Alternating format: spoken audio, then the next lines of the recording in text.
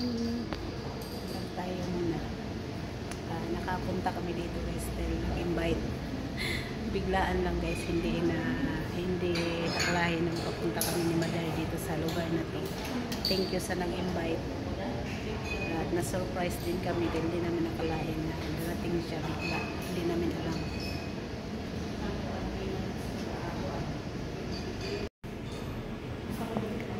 Itong lugar pala ito guys, dito to sa Bajang Spring. Bali pangalawang pasok ko pa lang dito ngayon.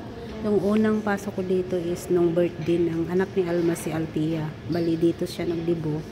Kaya first time ko nakapasok nung dibo ni Althea. Tapos ito yung pangalawang pasok ko dito. Thank you pala sa nag-sponsor.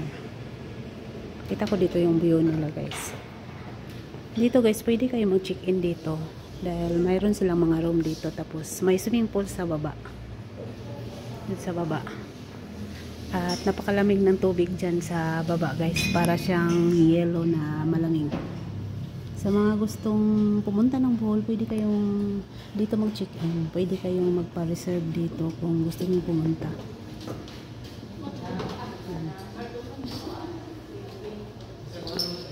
Ito dito ang doon sa loob doon ang event. Ito yung view ng swimming pool guys. Yan, ito yung swimming pool na view sa baba. Yan ang forma ng swimming pool. Yan, Bajang Spring Resort. Ito pala yung mga pagkain na in-order dito guys. Maraming klase ito. May pansit. Ay sa tanghon yata ito, mayroong pusit, hipon na inihaw na may kasamang isda. Ayan, may kinilaw, may fried chicken, at mayroong ano yung tawag nito? Lagang baka, at mayroong fried rice. At mayroong gulay, sapsoy, at may bear. At kay nanay is shake na watermelon.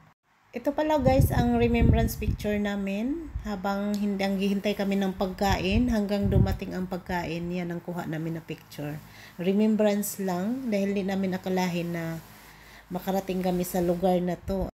Dahil nga hindi namin akalahin na darating si Adelisa at dahil nga sinama kami, kaya sumama na lang din kami dahil andiyan naman sila ni Auntie Didi kasama namin.